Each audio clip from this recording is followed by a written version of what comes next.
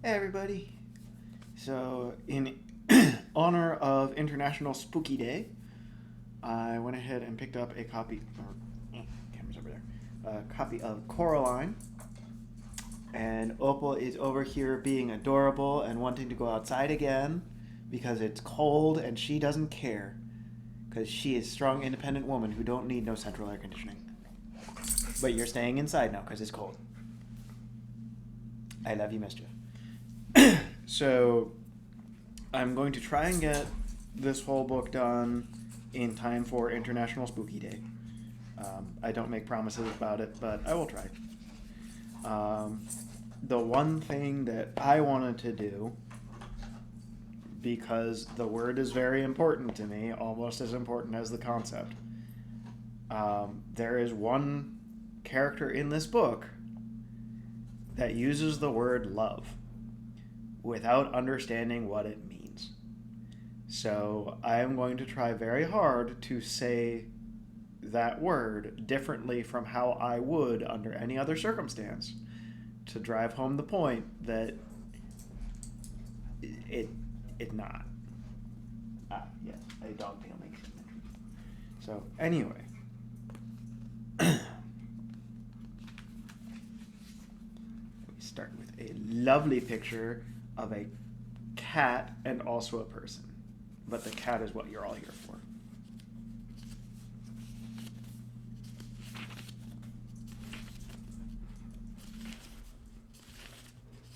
Let's skip past that. Forward. Coraline discovered the door a little while after they moved into the house. It was a very old house. It had an attic under the roof and a cellar under the ground, and an overgrown garden with huge old trees in it. Coraline's family didn't own all of the house. It was too big for that. Instead, they only owned part of it. There were other people who lived in the old house. Miss Spink and Miss Forcible lived in the flat below Coraline's on the ground floor. They were both old and round, and they lived in their flat with a number of aging Highland Terriers who had names like Hamish and Andrew and Jacques. Once upon a time, Miss Spink and Miss Forcible had been actresses, as Miss Spink told Coraline the first time she met her. "You see, Caroline," Miss Spink said, getting Coraline's name wrong. Almost got me saying it wrong. "Both myself and Mrs. Forcible were famous actresses in our time. We trod the boards, lovey. Oh, don't let Hamish eat that fruitcake or he'll be up all night with his tummy." "It's Coraline, not Caroline. Coraline," said Coraline. In the flat above Coraline's, under the roof, was a crazy old man with a huge mustache. He told Coraline that he was training a mouse circus. He wouldn't let anyone see it.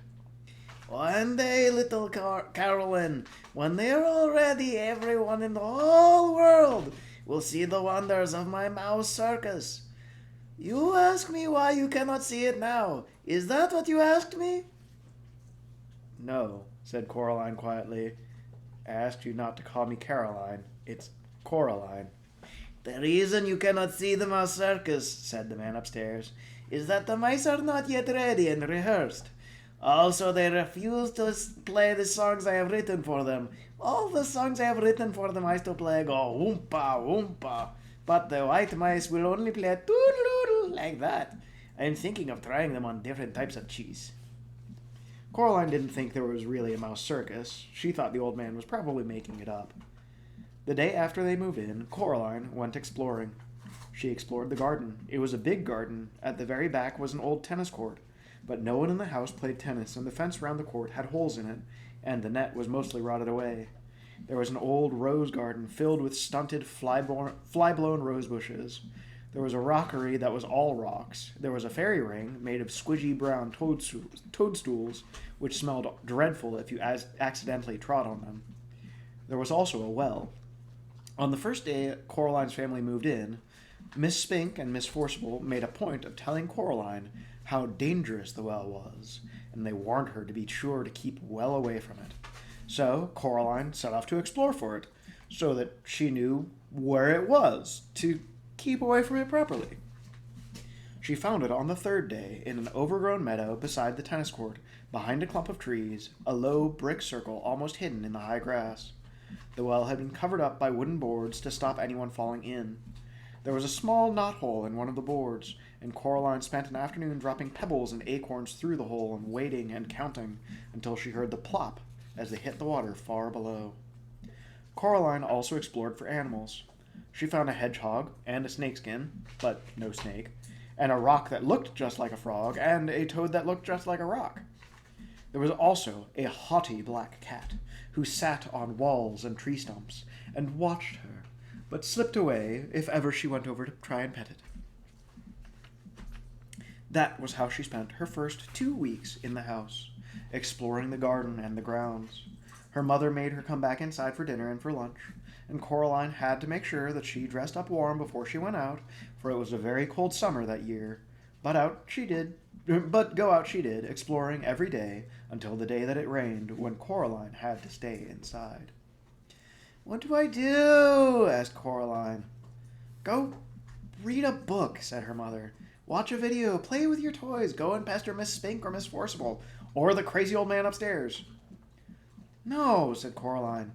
"I don't want to do those things. I want to explore." "I don't really mind what you do," said Coraline's mother, "as long as you don't make a mess." Coraline went over to the window and watched the rain come down. It wasn't the kind of rain that you could go out in. It was the other kind, the kind that threw itself down from the sky and splashed where it landed. It was rain that meant business, and currently its business was turning the garden into a muddy, wet soup. Coraline had watched all the videos. She was bored with her toys, and she'd read all her books. She turned on the television. She went from channel to channel to channel.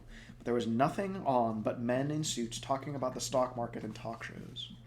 Eventually, she found something to watch. It was the last half of a natural history program about something called protective coloration.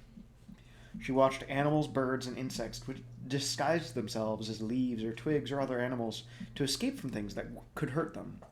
She enjoyed it, but it ended too soon and was followed by a program about a cake factory. It was time to talk to her father. Coraline's father was home. Both of her parents worked, doing things on computers, which meant that they were home a lot of the time. Each of them had their own study. "Hello, Coraline," he said as she came in without turning around. Said Coraline. "It's raining." "Yup," said her father. "It's bucketing down." "No," said Coraline, "it's just raining. Can I go outside?" "What did your mother say?" "She said, 'You're not going out in weather like that, Coraline Jones.'" "Then no." "But I want to carry on exploring."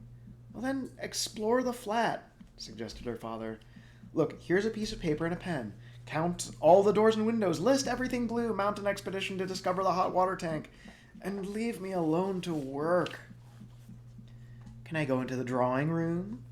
The drawing room was where the Joneses kept the expensive and uncomfortable furniture that Coraline's grandmother had left them when she died. Coraline wasn't allowed in there. Nobody went in there.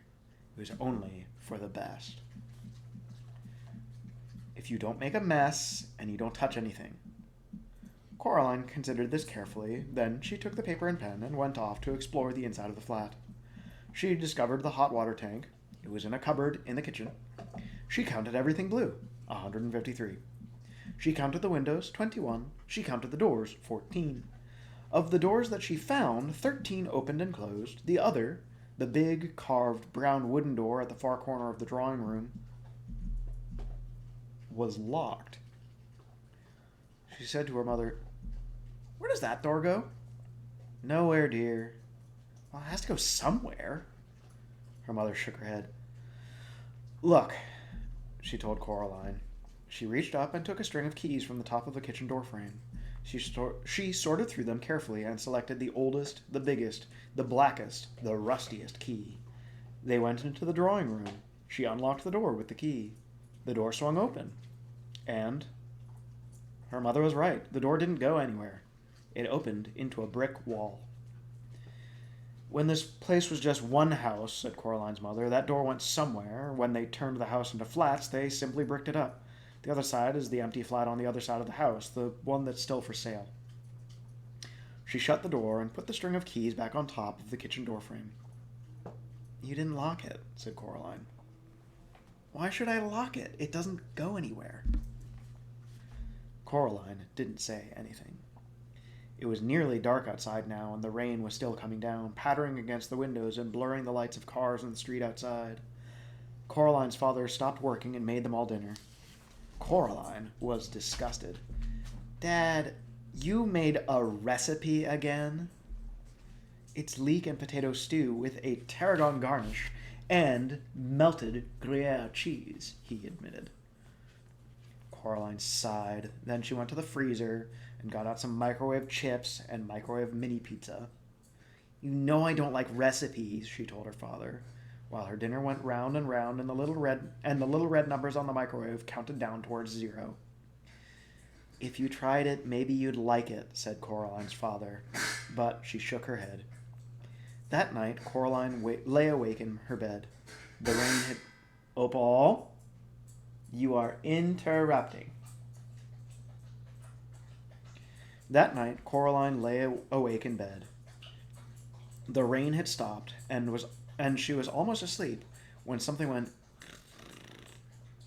She sat up in the bed. Something went... Coraline got out of bed and looked down the hall, but saw nothing strange. She walked down the hall. From her parents' bedroom came a low snoring, her father, and an occasional sleeping mutter, her mother. Coraline wondered if she dreamt it, whatever it was, but something moved. It was little more than a shadow, and it scuttled down the darkened hall fast, like a little patch of night. She hoped it wasn't a spider. Spiders made Coraline intensely uncomfortable.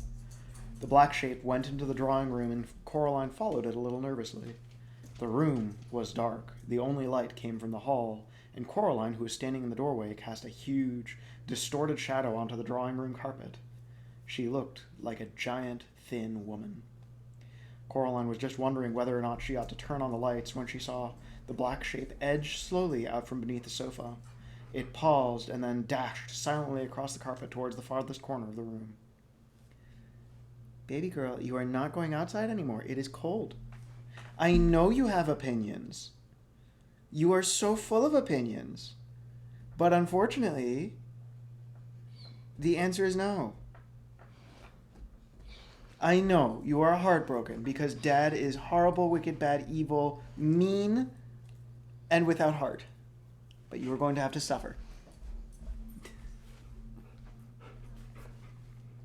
"Just look at these brown eyes and tell me that I am not the most evil person in all of existence for saying no." "I love you. Go lay down."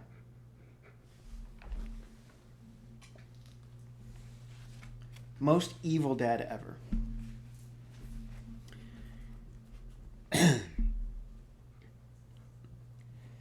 Coraline was just wondering whether or not she ought to turn on the lights when she saw the black shape edge slowly out from beneath the sofa. It paused and then dashed silently across the carpet towards the farthest corner of the room. There was no furniture in that corner of the room, so Coraline turned on the light, and there was nothing in the corner, nothing but the old door that opened onto the brick wall. She was sure that her mother had shut the door, but now it was ever so slightly open. Just a crack. Coraline went over to it and looked in. There was nothing there, just a wall built of red bricks. Coraline closed the old wooden door and turned out the light and went to bed. She dreamt of black shapes that slid from place to place, avoiding the light until they were all gathered together under the moon. Little black shapes with little red eyes and sharp yellow teeth. They started to sing.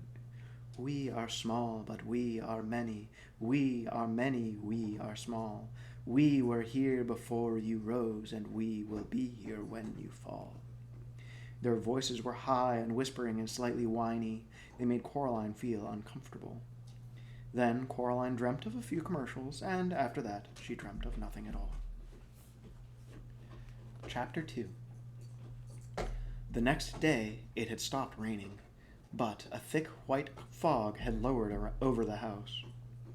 I'm going for a walk, said Coraline. Don't go too far, said her mother, and dress warmly. Coraline put on her blue coat with a hood, her red scarf, and her yellow wellies. She went out. Miss Spink was walking her dogs. Hello, Caroline, said Miss Spink. Rotten weather. Yes, said Coraline.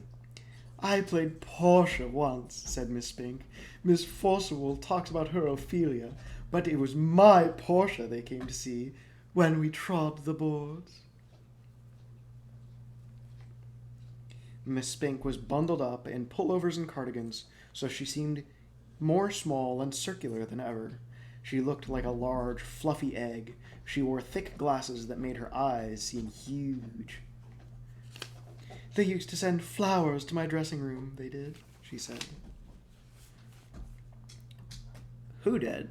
Said Coraline. Miss Spink looked around cautiously, looking over first one shoulder and then the other, peering into the mists as though someone might be listening. Men, she whispered. Then she tugged the dogs to heel and waddled off back towards the house. Coraline continued her walk.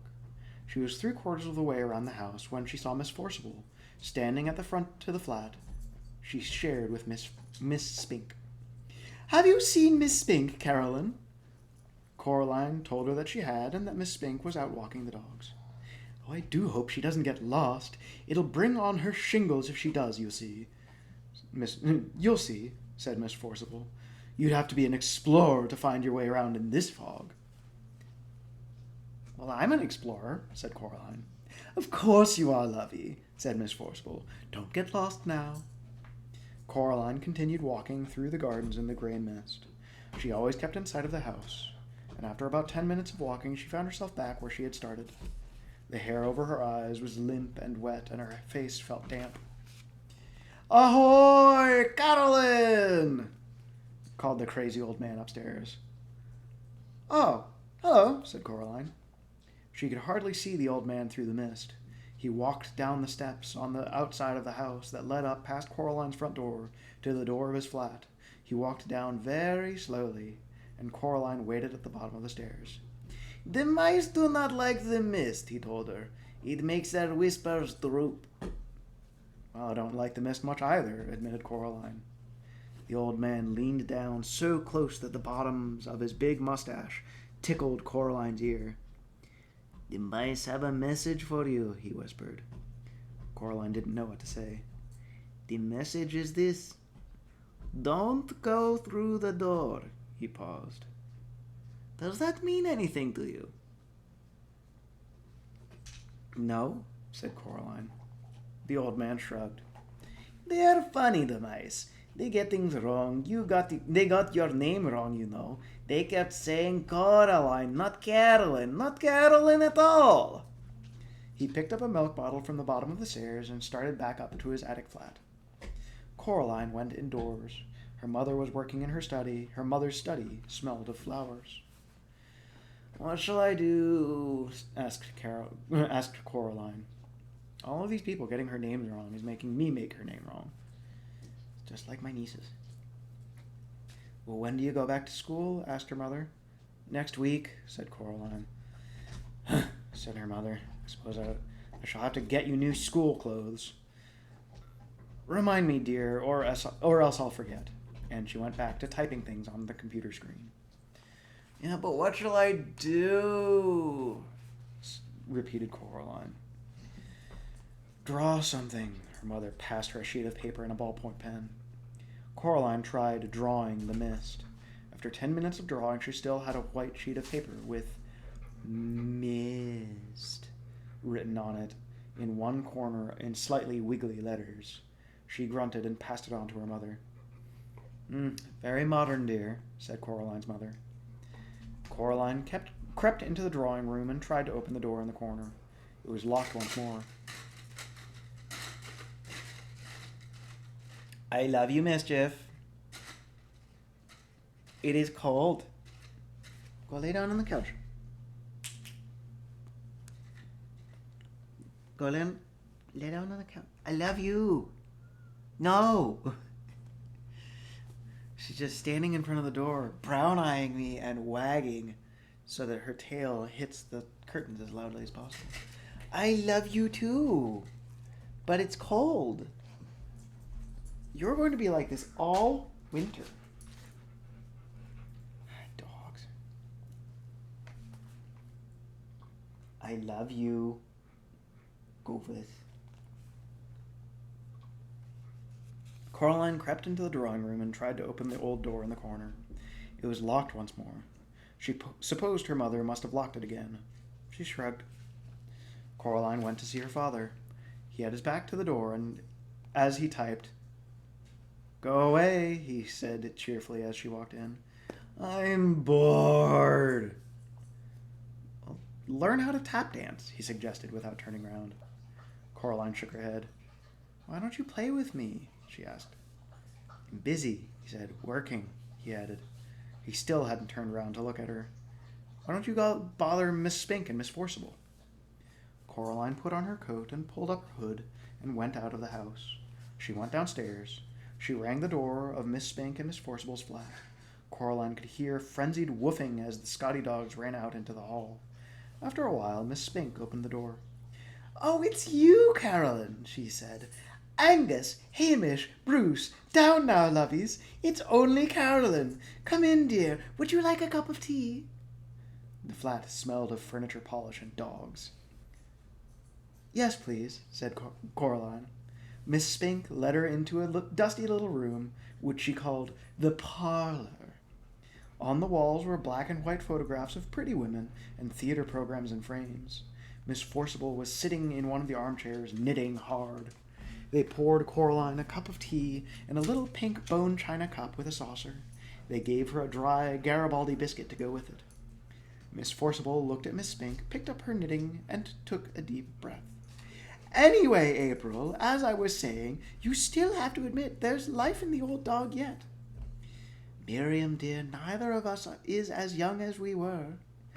"Madame Arcotti," replied Miss Forcible, "the nurse in Romeo, Lady Bracknell, character parts. They can't retire you from the stage." "No, Miriam, we agreed," said Miss Spink. Coraline wondered if they had forgotten she was there. They weren't making much sense. She decided that they were having an argument, as old and comfortable as an armchair, the kind of argument that no one ever really wins or loses, but which can go on forever, if both parties are willing. So she sipped her tea. "Ooh, I'll read the leaves if you want," said Miss Spink to Coraline. "Sorry?" said Coraline. "The tea leaves, dear. I'll read your future." Coraline passed Miss Spink her cup. Miss Spink peered short-sightedly at the black tea leaves in the bottom, and she pursed her lips. "You know, Caroline," she said after a while, "you are in terrible danger." Miss Forcible snorted and put down her knitting. "Oh, don't be silly, April. You're scaring the girl. Your eyes are going. Pass me that cup, child." Coraline carried the cup over to Miss Forcible. Miss Forcible looked into it carefully, shook her head, and looked into it again. "Oh, dear," she said. "You were right, April. She is in danger." "See, Miriam," said Miss Spink triumphantly. "My eyes are as good as they ever were." "What am I in danger from?" asked Coraline. The Misses Spink and Forcible stared at her blankly. "It didn't say," said Miss Spink. "Tea leaves aren't reliable for that kind of thing, not really. They're good for general, not for specifics." "Well, what should I do, then?" asked Coraline, who was slightly alarmed by this. "Don't wear green in your dressing room," suggested Miss Spink. "Nor mention the Scottish play," added Miss Forcible. Coraline wondered why so few adults she had met made any sense. She sometimes wondered who they thought they were talking to. "And be very, very careful," said Miss Spink. She got up from the armchair and went over to the fireplace. On the mantelpiece was a small jar, and Miss Spink took off the top of the jar and began to pull things out of it. There was a tiny china duck, a thimble, a strange little brass coin, 2 paper clips, and a stone with a hole in it. All of the pieces that they need to play Monopoly. She passed Coraline the stone with the hole in it. "What's it for?" asked Coraline. The hole went all the way through the middle of the stone. She held it up to the window and looked through it. "It might help," said Miss Spink. "They're good for bad things sometimes." Coraline put on her coat and said goodbye to the Misses Spink and Forcible and to the dogs and went outside. The mist hung like blindness around the house. She walked slowly to the stairs up to her family's flat and then stopped and looked round. In the mist, it was a ghost world. In danger, Coraline thought to herself. It sounded exciting. It didn't sound like a bad thing, not really. So Coraline went back upstairs, her fist closed tightly around her new stone. Hail, hydrate.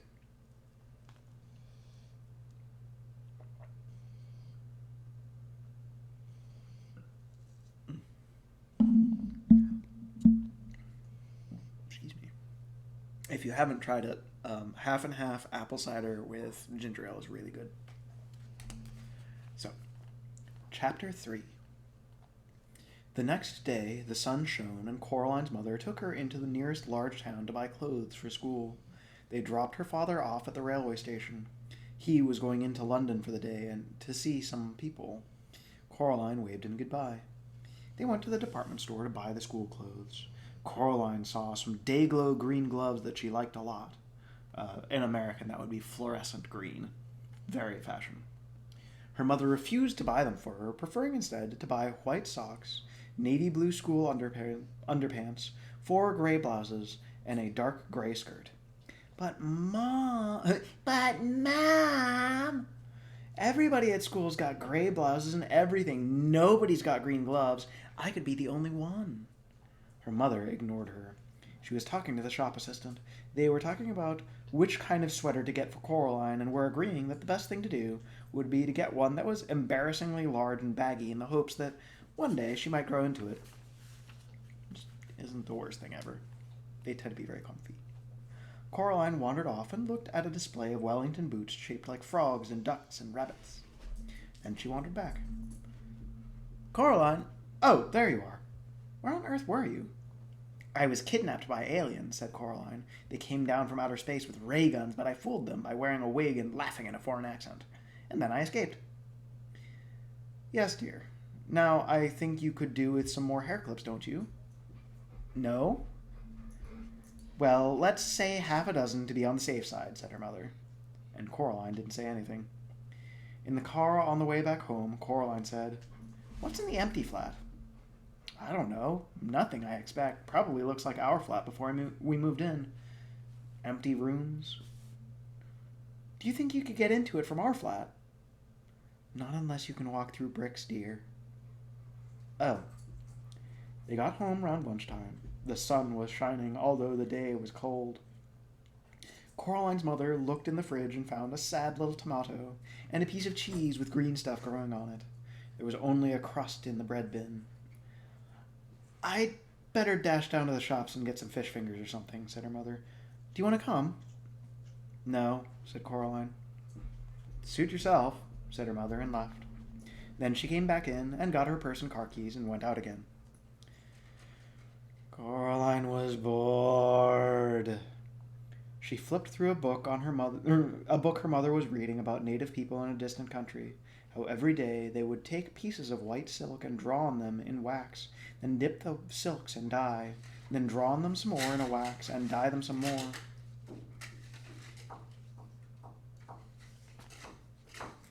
I see this is a battle of wills.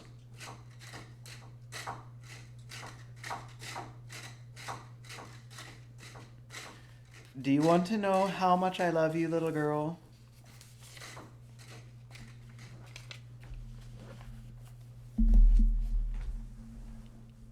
Come here. I love you so much.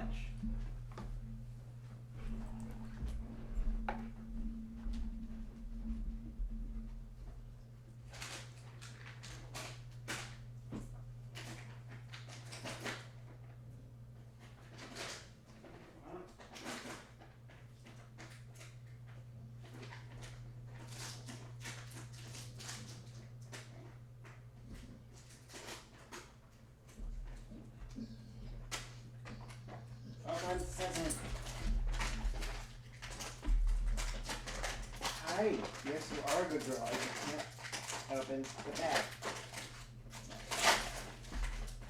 Wow, really?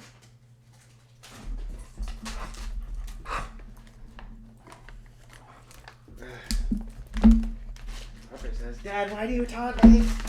Dad! What have I done? Excuse me, you're in the way.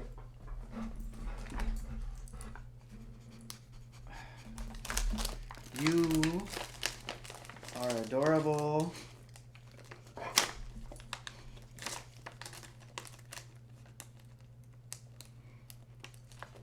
Yes, I know.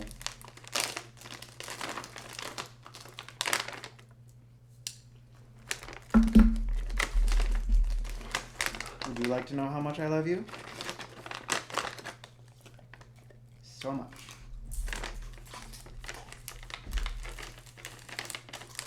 They didn't have the ribs, but she is still a fan.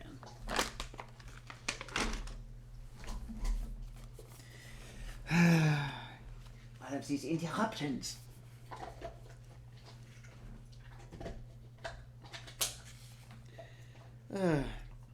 She flipped through a book her mother was reading about native people in a distant country. How every day they would take pieces of white silk and draw on them in wax, then dip the silks in dye, then draw on them more in wax, and then some more, and boil the wax out in hot water, and then finally throw the now beautiful cloths on a fire and burn them to ashes. It seemed particularly pointless to Coraline, but she hoped that the people enjoyed it. She was still bored, and her mother wasn't yet home. So Coraline got a chair and pushed it over to the kitchen door. She climbed onto the chair and reached up. She got down, then got a broom from the broom cupboard. She climbed back on the chair again and reached up with the broom. Chink! She climbed down from the chair and picked up the keys. She smiled triumphantly. Then she leaned the broom against the wall and went to the drawing room. The family did not use the drawing room. They had inherited the furniture from Coraline's grandmother, along with a wooden coffee table, a side table, a heavy glass ashtray, and the oil painting of a bowl of fruit. Coraline could never work out why anyone would want to paint a bowl of fruit. Other than that, the room was empty.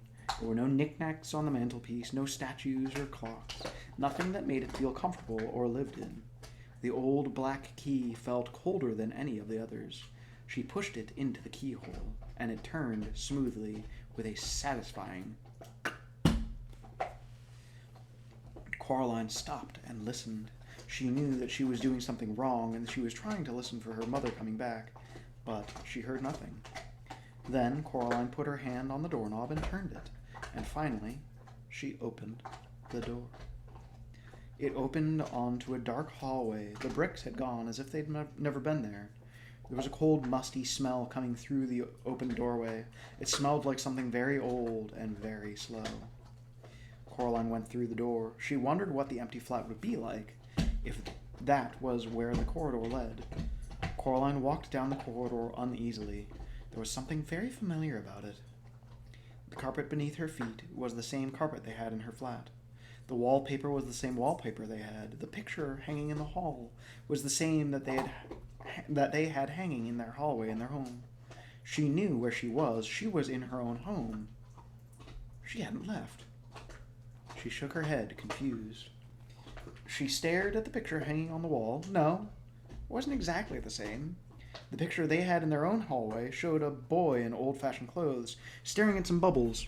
But now the expression on his face was different. He was looking at the bubbles as if he was planning to do something very nasty indeed to them. And there was something peculiar about his eyes. Coraline stared at his eyes, trying to figure out what exactly was different.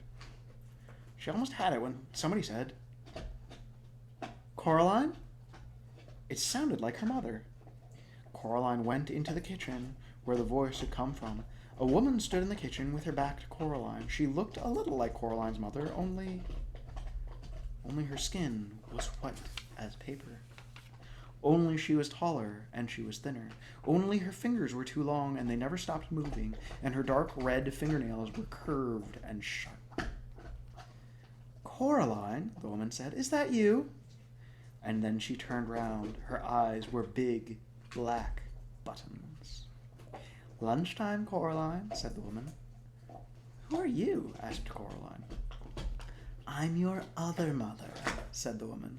Go and tell your other father that lunch is ready. She opened the door to the oven. Suddenly, Coraline realized just how hungry she was. It smelled wonderful. Well, go on. Coraline went down the hall to where her father's study was. She opened the door. There was a man in there sitting at the keyboard with his back to her. Hello, said Coraline. I mean, she said to say the lunch is ready. The man turned round. His eyes were buttons, big and black and shiny. Oh, hello, Coraline, he said. I'm starving. Hello, starving. I'm Coraline. He got up and went with her to the kitchen. They sat at the kitchen table, and Coraline's other mother brought them lunch. A huge golden brown roast chicken, fried potatoes, tiny green peas. Coraline shoveled the food into her mouth. It tasted wonderful. We've been waiting for you for a very long time, said Coraline's other father. For me? Yes, said her other mother. It wasn't the same here without you, but we knew you'd arrive one day, and then we could be a proper family. Would you like some more chicken? It was the best chicken that Coraline had ever eaten. Her mother sometimes made chicken, but it was always out of packets or frozen and very dry and never tasted of anything. And when Coraline's father cooked chicken, he bought real chicken, but he did strange things to it, like stewing it in wine or stuffing it with prunes or baking it in pastry, and Coraline would always refuse to touch it on principle. She took some more chicken. I didn't know I had another mother, said Coraline cautiously. Of course you do. Everyone does, said the other mother, her black button eyes gleaming. After lunch, I thought you might like to play in your room with the rats. Rats? From upstairs. Coraline had never seen a rat except on television. She was quite looking forward to it. This was turning out to be a very interesting day after all. After lunch, her other parents did the washing up, and Coraline went down the hall to her other bedroom. It was different from her bedroom at home. For a start, it was painted in an off-putting shade of green and a peculiar shade of pink. Coraline decided that she wouldn't want to have to sleep in there, but that the color scheme was an awful lot more interesting than her own bedroom. There were all sorts of remarkable things in there that she'd never seen before.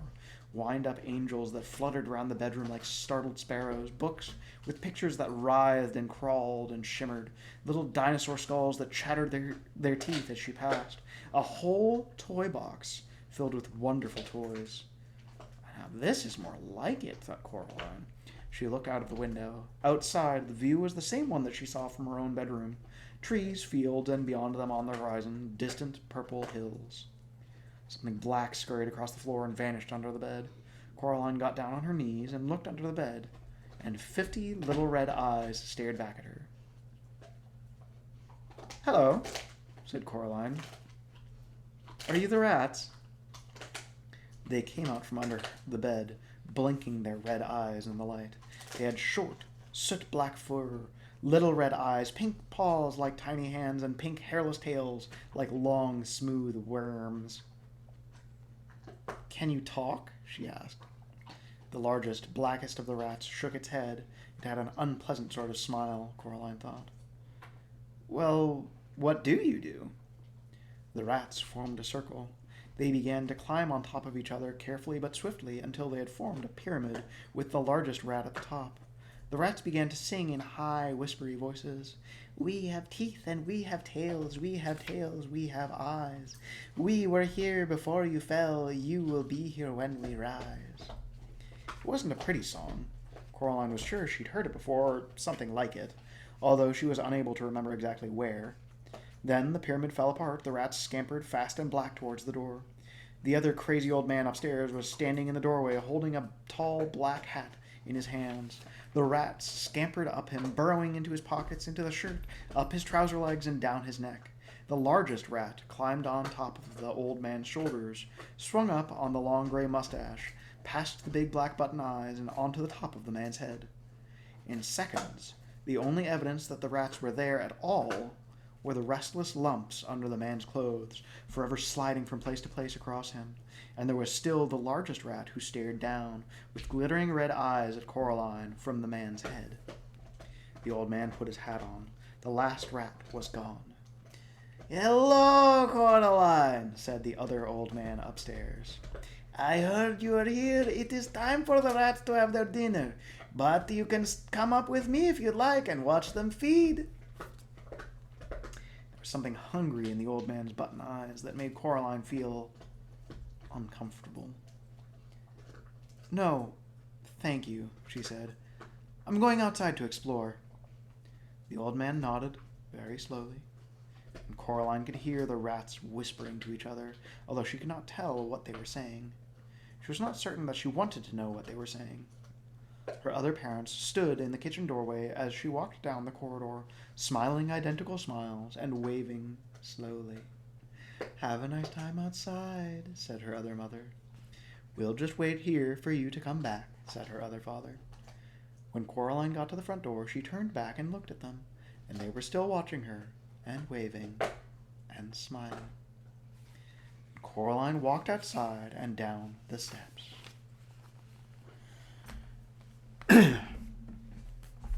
The house looked exactly the same from the outside, or almost exactly the same. Round Miss Spink and Miss Forcible's door were blue and red light bulbs that flashed on and off, spelling out words, the lights chasing each other around the door, on and off, round and round. Astounding was followed by theatrical, and then triumph. It was a sunny, cold day, exactly like the one that she'd left. There was a polite noise from behind her. She turned round. Standing on the wall next to her was a large black cat, identical to the large black cat that she'd seen in the grounds at home. "Good afternoon," said the cat. Its voice sounded like the voice in the back of Coraline's head, the voice she thought words in, but a man's voice, not a girl's. "Hello," said Coraline. "I saw a cat like you in the garden at home. You must be the other cat." "No," it said. "I'm not the other anything. I'm me." It tipped its head to one side. Green eyes glinted.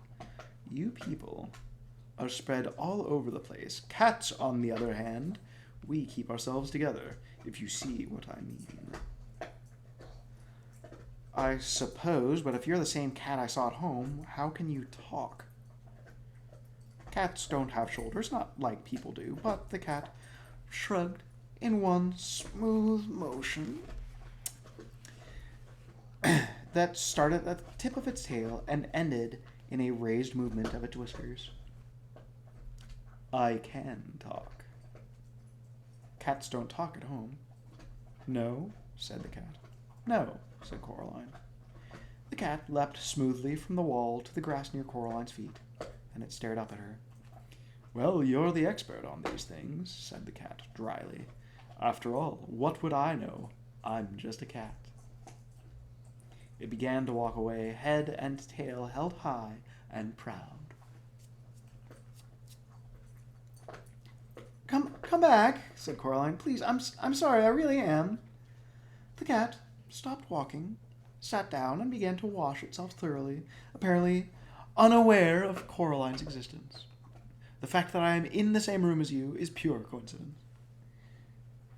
"We could be friends, you know." "We could be rare specimens of an exotic breed of African dancing elephants," said the cat. "But we're not.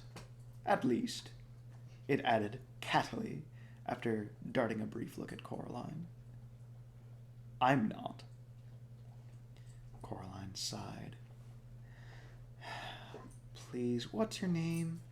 Coraline asked the cat. "Look, I'm Coraline, okay?" The cat yawned slowly, carefully revealing a mouth and tongue of astounding pinkness. "Cats don't have names," it said. "No?" said Coraline. "No," said the cat. "Now you people have names. That's because you don't know who you are. We know who we are, so we don't need names." There was something irritatingly self-centered about the cat, Coraline decided, as if it were, in its opinion, the only thing in the world or place that could possibly be of any importance. So a cat. Half of her wanted to be very rude to it. The other half of her wanted to be polite and deferential. The polite half won. Please, what is this place? The cat glanced around briefly. Here, said the cat. I can see that. Well, how did you get here?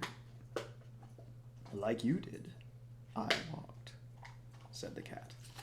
Like this. Coraline watched as the cat walked slowly across the lawn. It walked behind a tree but didn't come out the other side. Coraline went over to the tree and looked behind it, but the cat was gone. She walked back towards the house, and there was another polite noise from behind her. It was the cat. By the by, it said, it was sensible of you to bring protection. I'd hang on to it if I were you. Protection? That's what I said the cat. And anyway... It paused and stared intently at something that wasn't there. Then it went down into a low crouch and moved slowly forward 2 or 3 steps. It seemed to be stalking an invisible mouse. Abruptly, it turned tail and dashed for the woods, and it vanished among the trees. Coraline wondered what the cat had meant. She also wondered whether cats could all talk where she came from, and just chose not to, or whether they could only talk when they were here, wherever here was. She walked down the brick steps towards the Mrs. Spink and Forcible's front door. The blue and red lights flashed on and off. The door was open just slightly.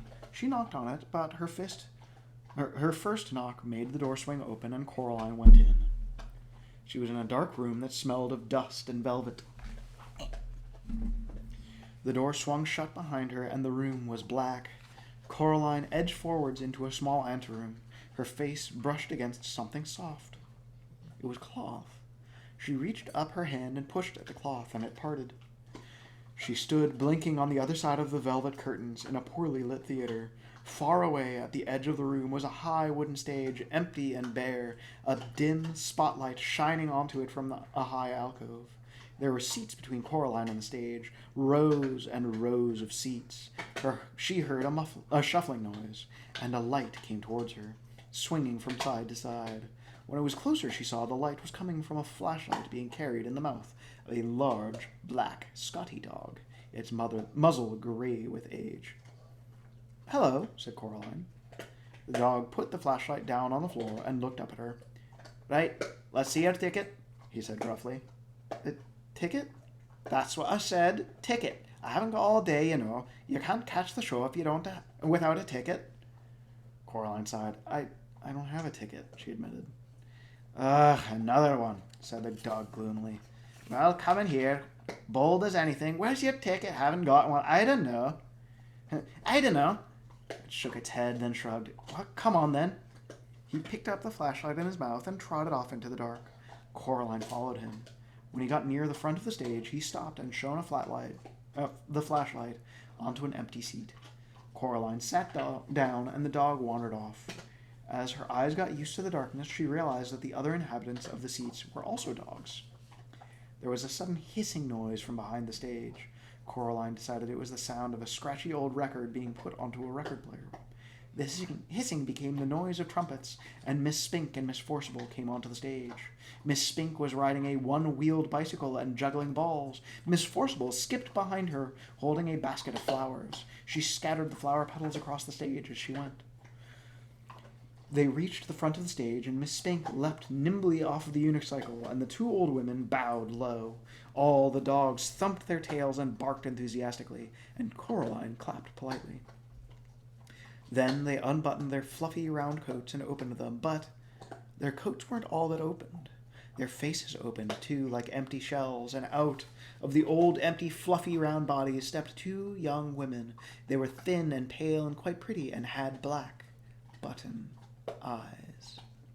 The eyes Miss Spink were wearing were the new Miss Spink was wearing green tights and high brown boots that went most of the way up her legs. The new Miss Forcible wore a white dress and had flowers in her long yellow hair, and Coraline pressed back against her seat.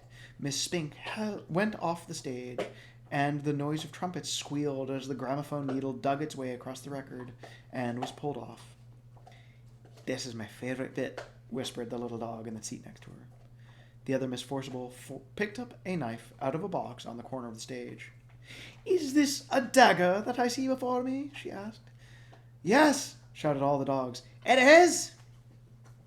Miss Forcible curtsied, and all the dogs applauded again. Coraline didn't bother clapping this time. Miss Spink came back on. She slapped her thigh, and all the little dogs woofed.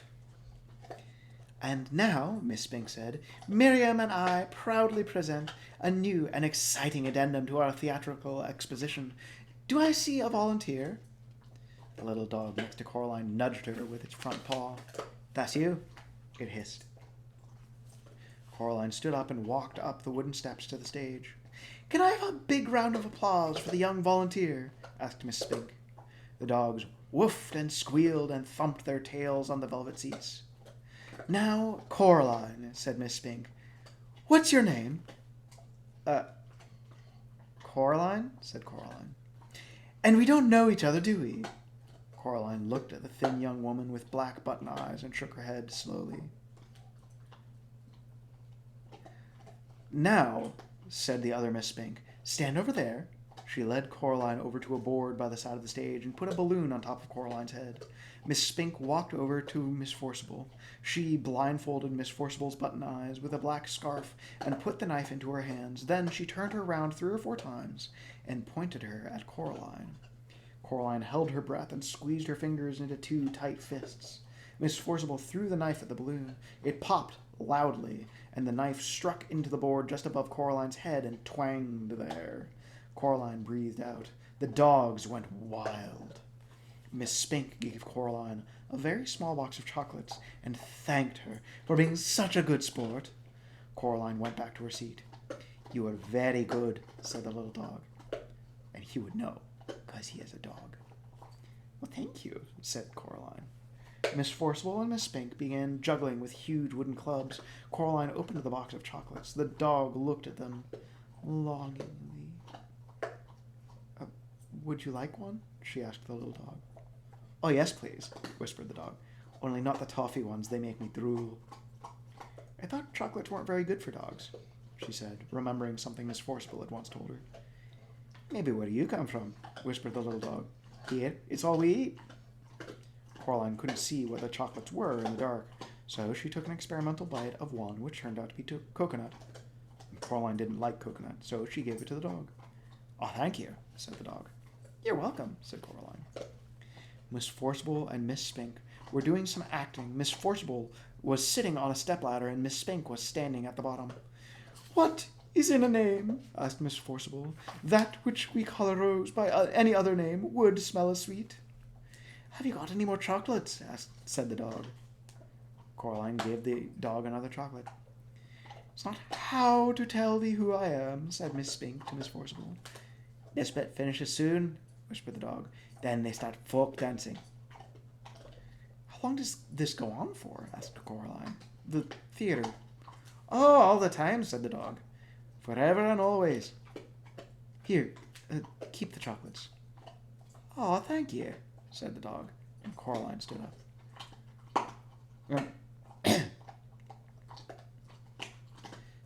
"See you soon," said the dog.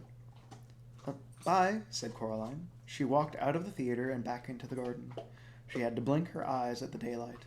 Her other parents were waiting for her in the garden, standing side by side, and they were smiling. "Did you have a nice time?" asked her other mother. "It was interesting," said Coraline. The 3 of them walked back up to Coraline's other house together. Coraline's other mother stroked Coraline's hair with her long, white fingers. Coraline shook her head. "Don't do that," said Coraline. Her other mother took her hand away. "So," said her other father, "do you like it here?" "I suppose," said Coraline. "It's much more interesting than home." They went inside. I'm glad you like it, said Coraline's mother, because we'd like to think that this is your home. You can stay here forever and always if you want to. Said Coraline. She put her hand in her pockets and thought about it. Her hand touched the stone and that the real Mrs.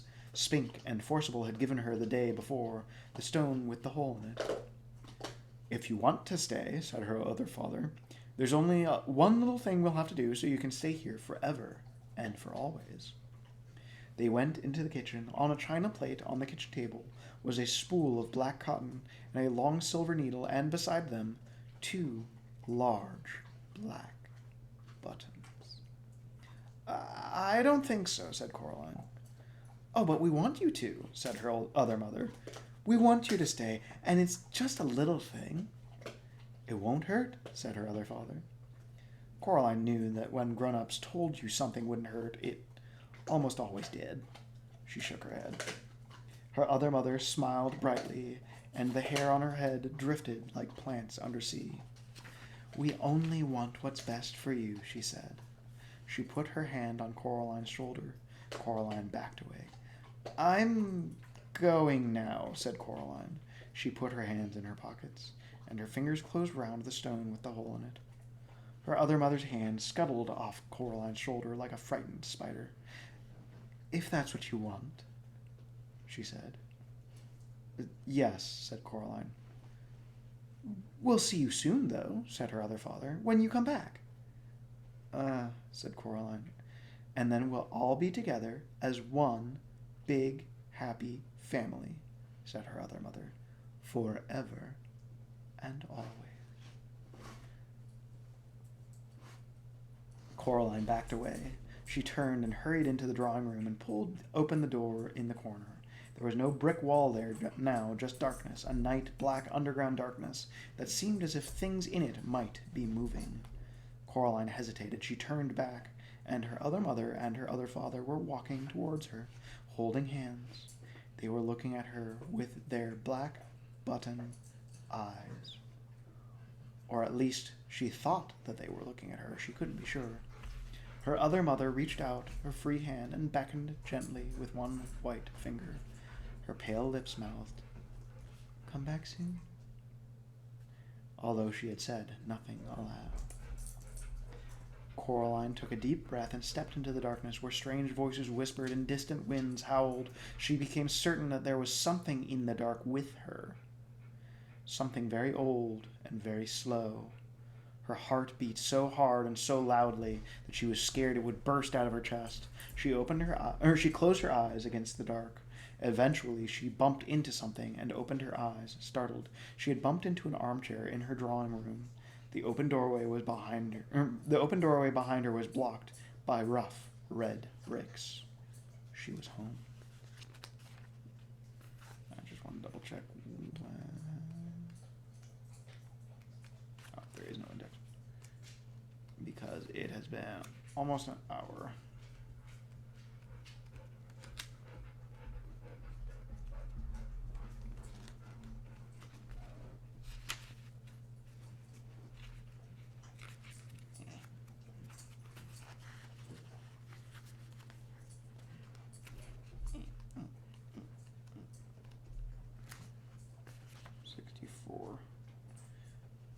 Yeah, 64 or 17 pages.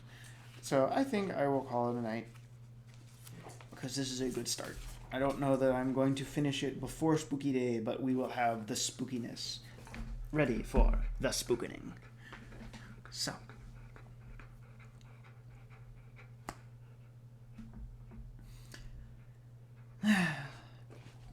You have more important things to do than listen to me jabber. And this little one is being most insistent about certain opinions regarding bedtimes. So, get some rest and do your best to become somebody that you can be proud of. And if people can hate without knowing anything about you, then I can love you for exactly the same reason. So, sleep well, dearest.